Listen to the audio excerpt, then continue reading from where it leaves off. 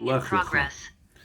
So the Rebbe begins with the beginning pasuk of this week's parsha. Vayomer Avaya LaAvram, and Avaya said to Avram, Lech lecha me'artzcha, go to you or for you from your land, or maladcha from your birthplace, u'beis avicha from your father's home, el ha'aretz asher areka, to the land that I will show you, va'avorecha, and I will bench you, va'gadlo shmecha, and I will make your name great, ve'heyeh bracha, and you will be blessing, and those that bench you will, I will bench those that bench you. And all the families of the earth will bench themselves and say, we should all have the blessings like Avraham Avinu has it.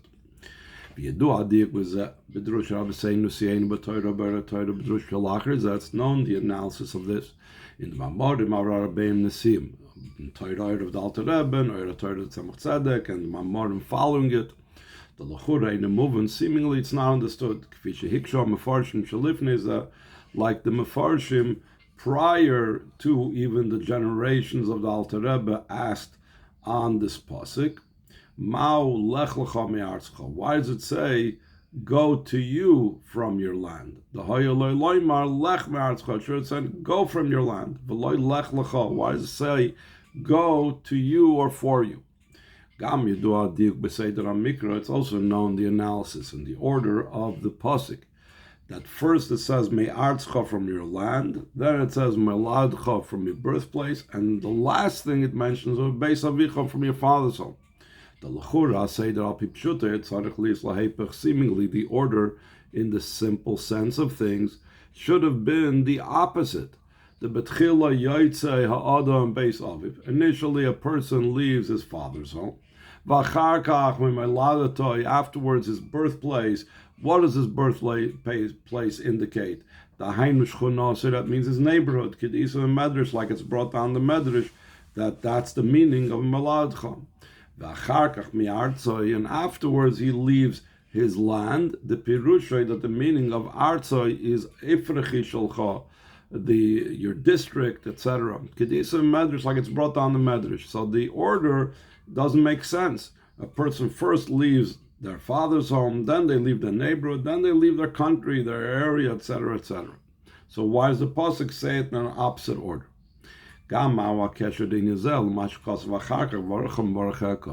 Also, what's the connection of this idea to what it says afterwards, that those that bench you, I will bench?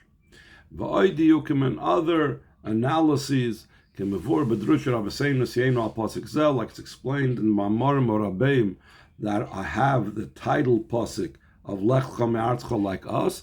There are Mamorim that the title of the Maimer might be a different title, but they devote place to explain the meaning of this pasuk. So over there's all different types of questions that we may not have raised explicitly now.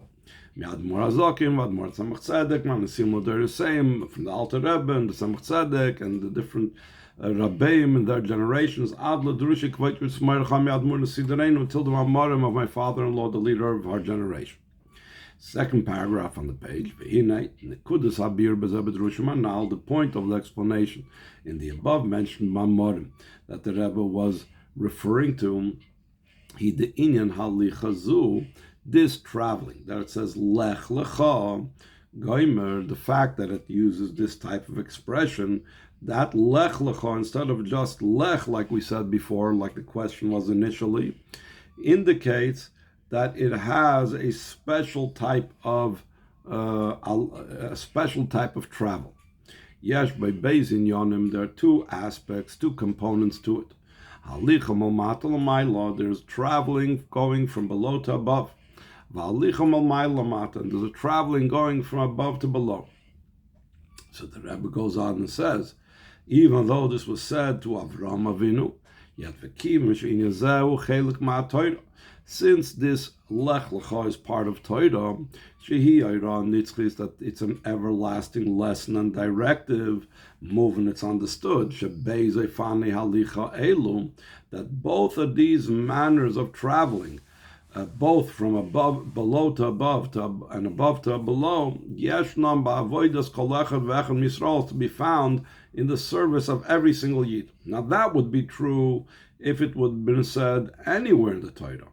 It's even more so that it applies to every single yid because about whom it was said. Especially that this is said concerning Avram. And we know what the Chazal say, the Maaseh Avos Siman Labanim.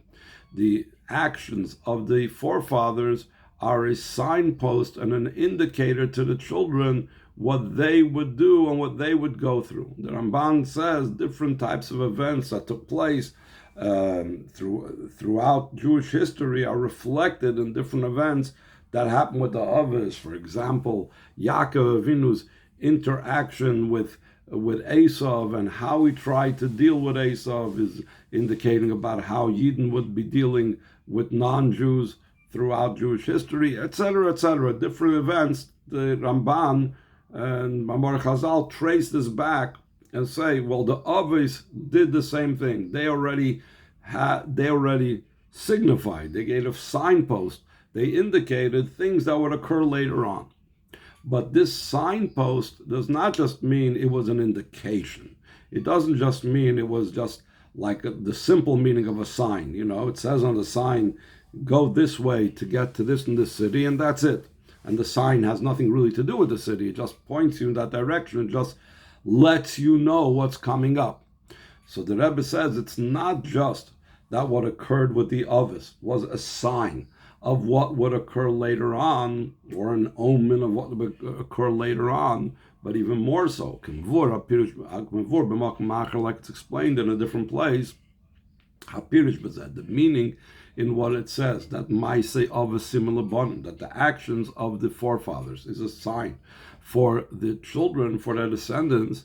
The Ein Zarak Siman, it's not just a sign, that the sign itself has no power of its own and doesn't impart anything, but rather the Rebbe explains on the sinnas koyach o psiches at sinner va'derech avur abonim, that this what occurs by the forefathers, that we call them a sign, it's an empowerment, and it's opening up the channel, and it's paving the road for their descendants, that the Yidden should be lahakel aleim lahasig madregezu, to make it easier on the children, on the descendants of Avram, Yitzchak, Yaakov, to reach the levels of that Avram, Yitzchak, Yaakov demonstrated in their occurrences in the Torah. How does it make it easier for them? The others were like such amazing and great tzaddikim and so on. Since this was taking place by the forefathers, it passes through by way of inheritance to the children. The Avos are not just called great tzaddikim and great leaders and the forerunners of Klal Yisrael. They're specifically called the forefathers. The idea that they're called the forefathers, that concept of likening them to a father teaches us that what the Avos had, they transmitted to us, just like a parent transmits via inheritance what they have to their children. The same thing the Avos transmit to Klal Yisrael for all time what they had. So therefore, when the Avos have a certain type of avodah, it's not just a sign of something that we are going to do as well, but they empower us because we inherit from them that capability, and that what they did then we inherit as well.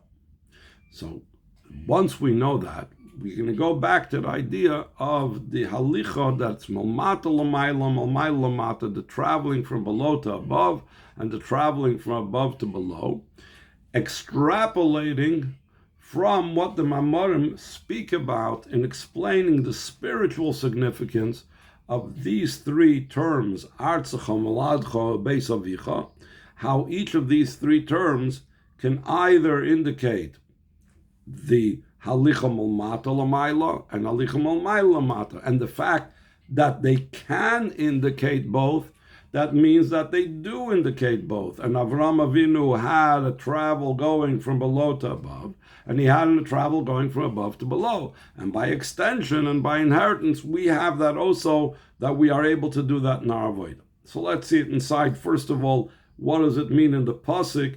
These two ways of understanding the halicha.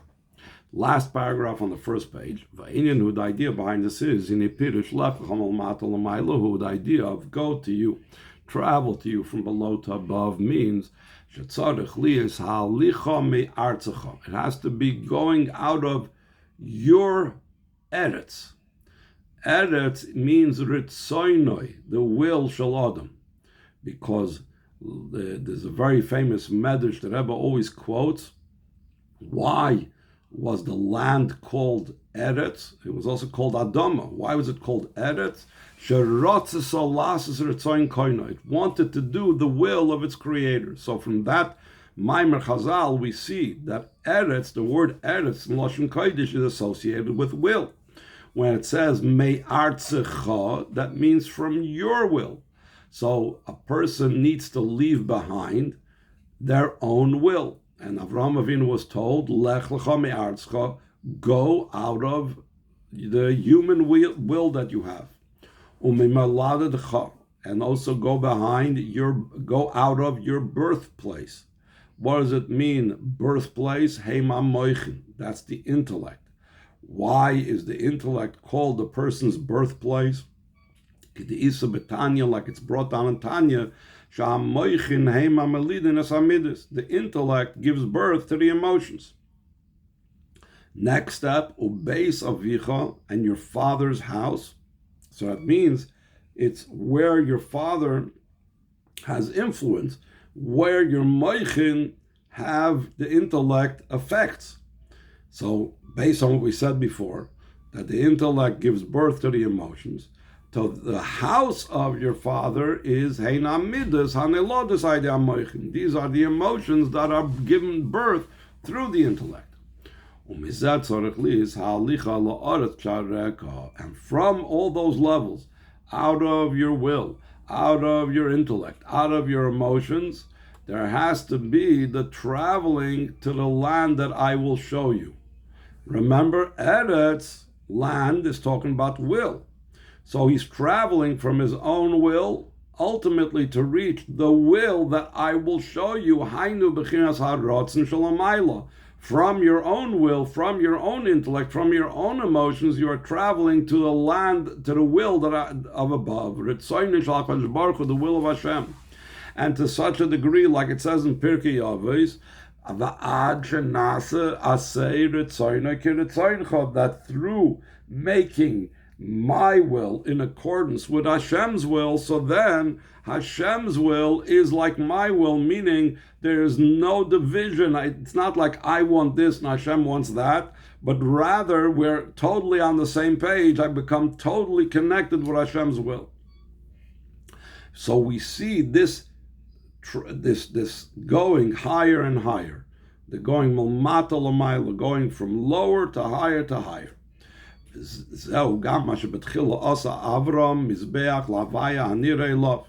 First, in our parsha, it says that Avram made a mizbeach to Havaya that appeared to him.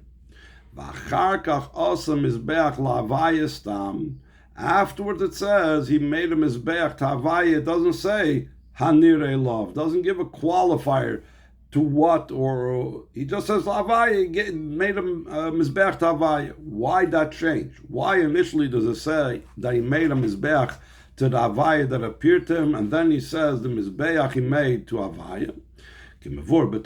Like it's explained in Torah of the Alter Rebbe on the Parsha, Shezehu inyan ha'aliyah milmata l'mayla. This also, these two levels, Havaya Hanirei love, and then Havaya without any type of appellation, this is an ascent and going from below to above.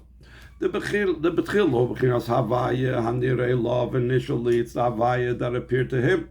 Hainu Hadarge B'Havaya Shayachas L'Gilui. We're talking about a level of Yud-Kei Vav-Kei that's applicable to revelation. And therefore it says the Havaya that appeared to him. in other words, the essence of Hashem, that which is beyond becoming appeared to Avram, that maybe the Mizbeach did not reach, did not touch yet. And afterwards, he goes even higher, to the level of Yudke Vavke, without any appellation, that the Mizbeach and the Avoid of Avram reached to such a level that was beyond any type of even revelation of Yudke Vavke.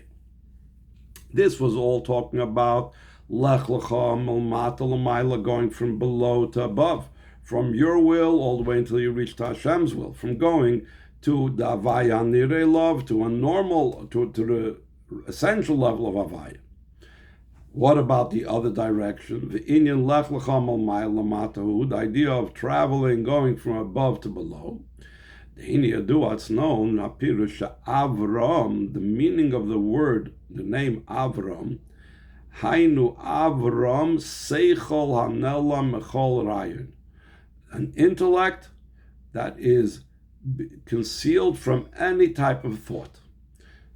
As we referred to earlier, there's the intellect. The intellect gives birth to the emotions. And just like in the human parents, there's a father and mother, so to Chachma Bina, Chachma is the father, Bina is like the mother, Ema Ban Smecha, etc., etc. So Av is the level of wisdom. In Seichel itself, it's already the higher level. It's the highest level of Chabad.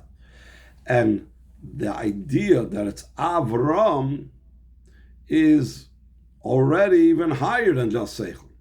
So first of all, the Seichel B'chlal Hua Elyon Sheba'olam. In the world, in Seder Ishtalshlus, intellect is the highest thing. Just like in the Spheres.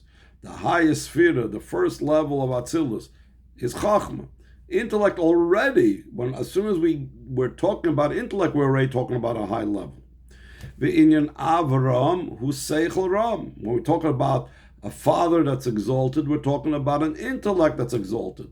And not just exalted and uplifted and high, Ad Lebchina Seichel Nel Mekol Rayin, like the Alter Rebbe says in Torah, it's talking about the intellect that's concealed from any thought.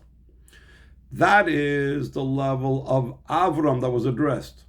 That Hashem addressed Avram. He addressed Avram that's so exalted and so high, and he told him, go from your great heights, from your exalted and concealed intellect, go all the way to the lowest level.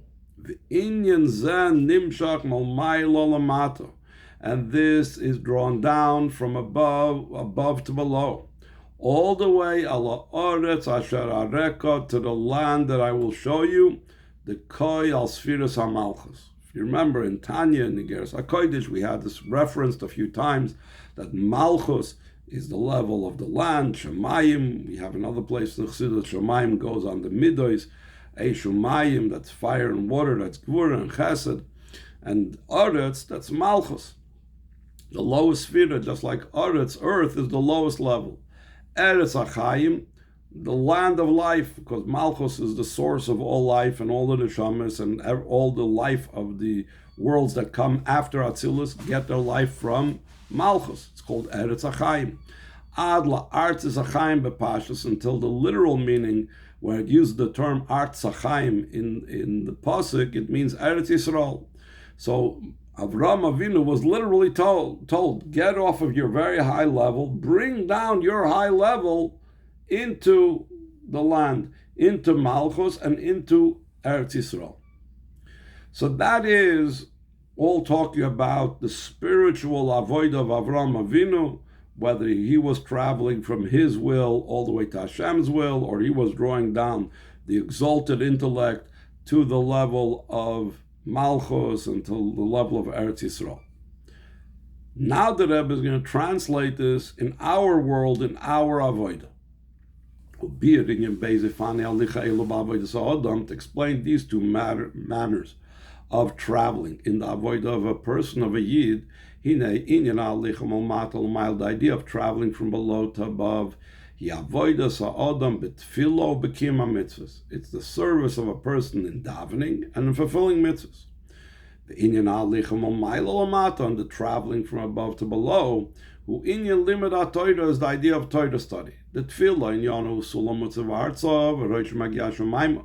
Davening is about a ladder that's standing on the ground, and the top of the ladder reaches to the heavens. Halam al mata lamaylo. So davening is about rising up from below to above. That's the whole idea of davening, traveling upwards, moving upwards. That's the halichem al mata lamaylo, the traveling from below to above that we began with. Not only davening has this idea of traveling from below to above. The mitzvahs were given with physical matters. We're not dealing with spiritual things, we're dealing with the physical. And that physical we need to elevate. And dealing with the physical itself, we're dealing in a limited and measured way. You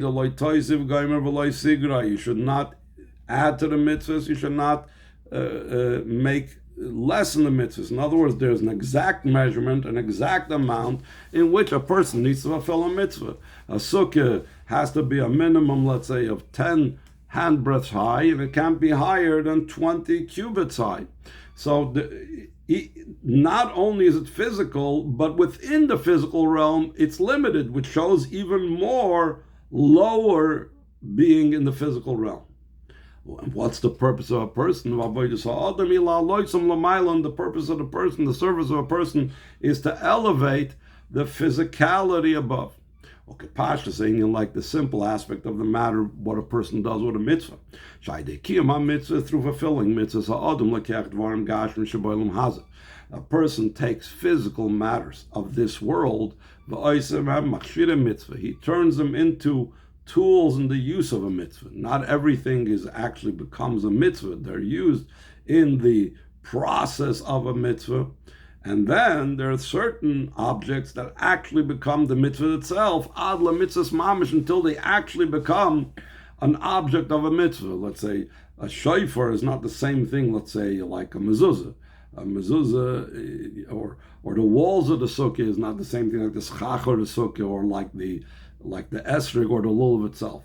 Anyhow, the point is, there are different levels of how far and how high up we can elevate the physical things. But the common denominator is that I'm elevating. I'm going milmata lamayla, lech lecha, the halicha, the travel is going from below to above. And he elevates it higher and higher till the innermost mysteries and secrets of the Ein Sof. The Raza, the Kurbana Oilad Raza de Sof, like the Zohar says, the mystery and the secret of the Karbonis goes up till the mystery and the secrets of the Ein Sof.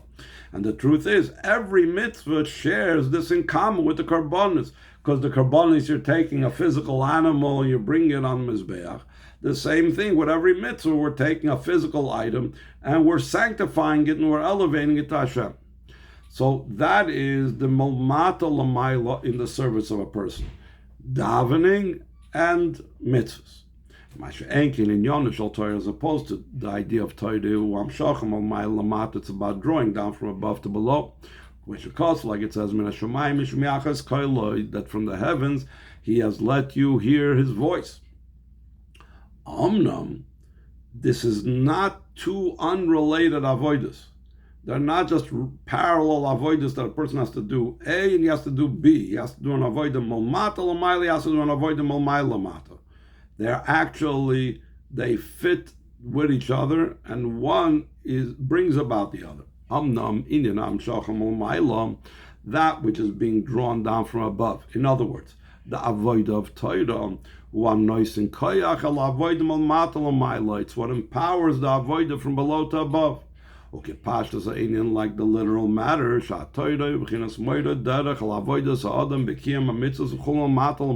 Torah is it gives directions to the service of a person, the fulfillment of mitzvahs from below to above. One needs to study Torah to know what am I supposed to do with the mitzvah. So first we have the avodah molmayla lamata, we study the Torah, and that empowers us by directing us and telling us what we're supposed to do in the mitzvahs and the davening and so on. So the Rebbe goes on, the third paragraph on the second page, because concerning these two types of avodah. Kosovo, it says, Lech lecha me'artzcha meladcha. Person has to leave behind, go out from his land and from his birthplace. So, in other words, whether you're doing the avodah from below to above, or whether you're doing the avodah from above to below, one needs to leave something behind, as he's about to explain. The idea behind this in the service of a person to Hashem,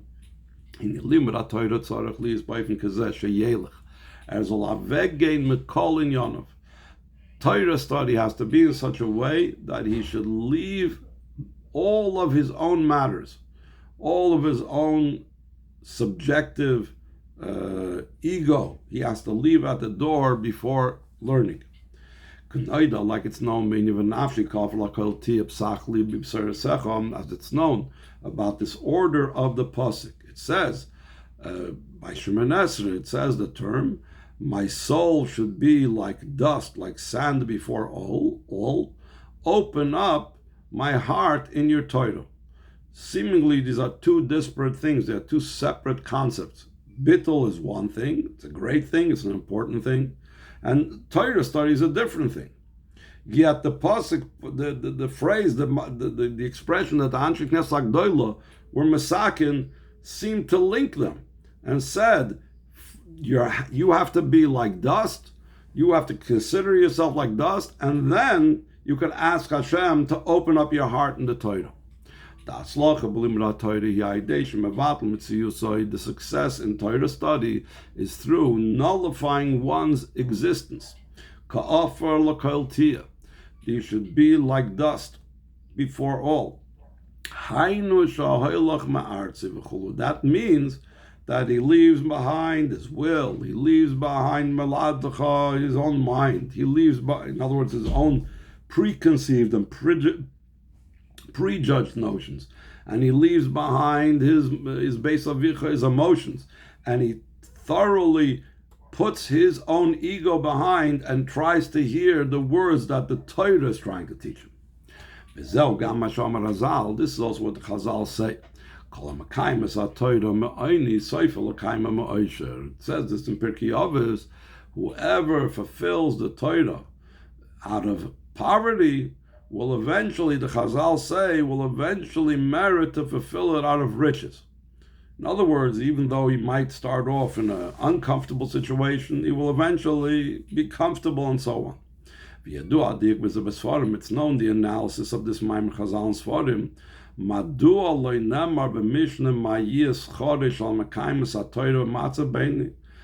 doesn't the Mishnah discuss about a person that's in a normal situation? Fine, you told me if a person will devote himself to Torah study, even though he is poor, he gets rewarded rich. What happens if he's not poor? The Eibishter did not choose for him to be poor. He's comfortable, he's fine. What's his reward? The Mishnah doesn't say. Though, in the simple sense, the reason why the Mishnah does not discuss what happens if someone is middle class, and that's how they're studying Torah, because the Torah is talking about the majority. And the majority of Torah, its location you'll find specifically in someone that fulfills it out of poverty. Like the Chazal say, also in Gemara, they say, Hizaru b'bnei anim, take great care with the children of the poor, shemehem teitzei Torah, that from them Torah will come out. So therefore, since Torah really is to be found more by poor people, so that's the people that the Mishnah addresses. It didn't address those exceptions that you find Torah even by middle-of-the-road people, by middle-class people. But the Rebbe says that itself needs to be understood. This itself needs an explanation. Why is the Torah found more by poor people or by poor children than by the children of well-to-do families or comfortable families or middle-class families? So we need to understand the idea of poverty in the spiritual sense, and that will answer it all. The idea is, like we said before, Specifically through the service in a way of poverty. What is poverty engendered by a person? Poverty expresses the idea of bittul. In a simple sense, usually a poor person is in a state of bittul, and he feels low, and he feels broken, and so on.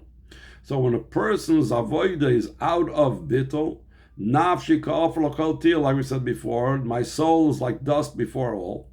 Through that we arrive that you will open my heart in your Torah. That's what it says, that eventually we'll fulfill it out of riches. Riches over here is talking about spiritual riches. That's the type of riches that the Pirkei Avos is talking about. And that's not gonna Shabal el Bechinas ha'oisha shebatoira, top of the next page. The person comes to the riches of Torah. What's the riches of Torah? Ribui b'limunat Torah, a great amount in Torah study, ba'oifin shalah fashalah, in such a way that Chazal say that it's a mitzvah to increase in Torah, make the Torah grow. Literally, we find every generation comes out with more Torah books and more Torah books. They're not just rehashing and re-recording or reorganizing things that were said in previous generations, but rather the Torah is literally growing. From generation to generation, from year to year, the Torah grows. That is also our obligation, not to keep the Torah static, not to say, well, there was the Chumash, and there was Tanakh, and there was the Gemara, and there was the Mishnayos, and there's Halacha, that's it, No. Torah is meant to expand. Torah is meant to grow. And how is that? Shemechadish b'Torah, that he brings every single person, every single generation, brings in new novel things in Torah. So that's the riches that a person comes from the state of poverty. When they have the poverty, meaning the state of bittul, they come to the riches of Torah. And that's why there isn't the idea of Torah to such a degree by the children of, a middle class person, and it's linked. The opening up my heart in Torah is linked to specifically the bittul that precedes it, and so on. So that is the connection between the halicha molmailo lamata, the idea of Torah, with lech lecha me'artchem ladchem beis avicha. A person needs to put their self, their own ego aside, to be able to have the descent of Torah, to be able to have the success and growth of Torah. Now he's going to speak about halicha molmata lamaylo. So he says in the second line of the page, so just like in the Torah study, there has to be the idea of going out of oneself to be able to attain the true riches of Torah. Al derech zo gam ba'avodas tefillah, so too it's in the service of davening halicha malmata l'maylo, traveling from below to above. Shetzadich li es lefcha mi'artzcha gomer. You have to go out of your land, meaning out of your own self, ego, and will, and intellect and emotions. Okay, Maimer Mishnah, like the Mishnah says, a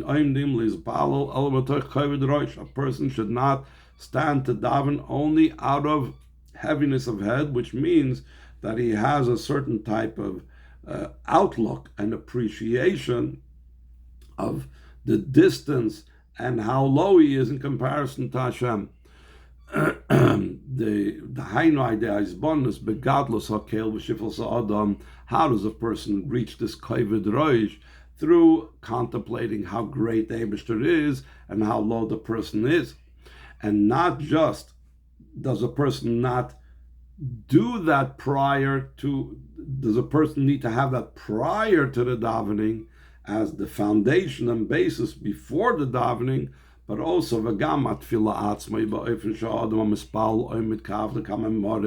tefillah itself is in such a way that the person that's davening is standing like a servant before his master. So in the tefillah itself, in Shemoneh Esrei itself, there has to be this bittul.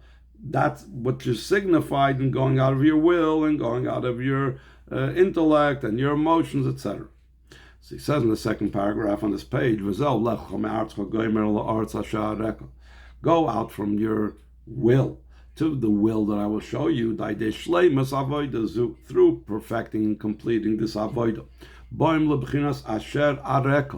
We come to the level that I will show you. So there is the famous explanation in this.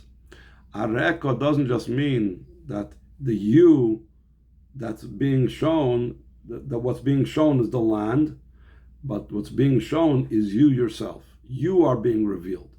Gilui mehusay shel Yisrael, that a Yid has his very being revealed by doing this avodah of mamayla mata, mamata lamayla, in a way of going out of themselves, which is a different way of translating the word areka, not in the pshuti shel mikra way, but she'era oischa, I will make you be seen, be visible.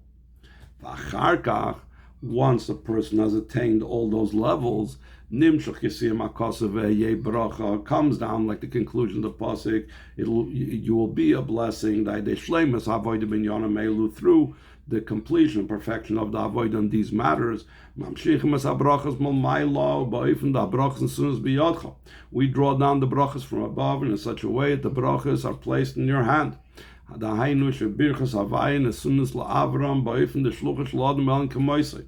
the brachas of Hashem is transferred and transmitted to Avram, that Avram was given. One of the meanings in this is that the brachas were given over. That's what it means by Yeh bracha, that you now have the capability to bless.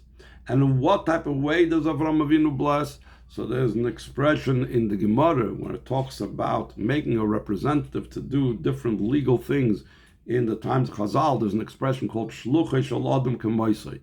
His representative has the same power like the person that he's representing. In this case, the Rebbe extends it that the brachas that Avram Avinu is given the capability to bless others with is in such a way that he becomes exactly like his sender, exactly like who he's representing, the supernal man Hashem. So it goes on the third paragraph on this page. This is also what's explained in Mamar, in the name of the Medrash, that says concerning this double expression, the inyan lech lecha, that lech lecha meram is inyan hagula. Lech lecha indicates the idea of the redemption. All matters of the redemption are doubled letters. Whenever we have doubling of the final letters, that has to do with the Geula. So there are 5 letters in the Hebrew alphabet which has a final form. Like you have a mem and a final mem. You have a nun and a final nun, a pei and a final pei, a tzaddik and a final tzaddik, and a chaf and a final chaf. These all, the Chazal say, have to do with the Geula. So lech lecha, double the final letters, has to do with the Geula as well. And it's a very similar thing also to what the Chazal say in the Medrash, Kumra Shabbos, the Chol Iske, the Shabbat Kafel. It says Shabbos, the Medrash enumerates that all matters of Shabbos are doubled. There was the 2 Eimers that fell on Friday for Shabbos of the month. There's 2 lambs that were brought on Shabbos as the korban. And the Medrash goes on to enumerate different things that are doubled on Shabbos. So in a similar vein, the Geula, which is the ultimate Shabbos, Yom Shekulei Shabbos, the everlasting Shabbos, is also indicated by and hinted in the doubled letters. So what's the spiritual concept behind this? The reason why the doubled letters indicates and has to do with Geula, the idea of doubling indicates the unity of Ze'er Ampin, the Midas, and Malchus, which also represents Soiviv Kul Almin Umemal Kul Almin, the level that transcends and encompasses the world, the level of Makiv, and the level of godliness that permeates the world.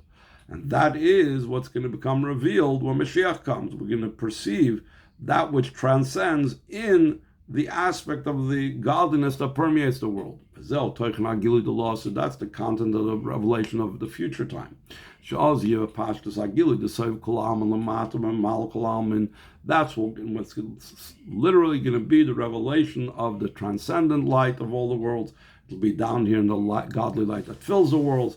Like it says concerning Mashiach's times of Niglut, and the glory of Hashem will become revealed, and all flesh will see together. This is because you have Soiviv and Mamal Kalam joined together, doubling.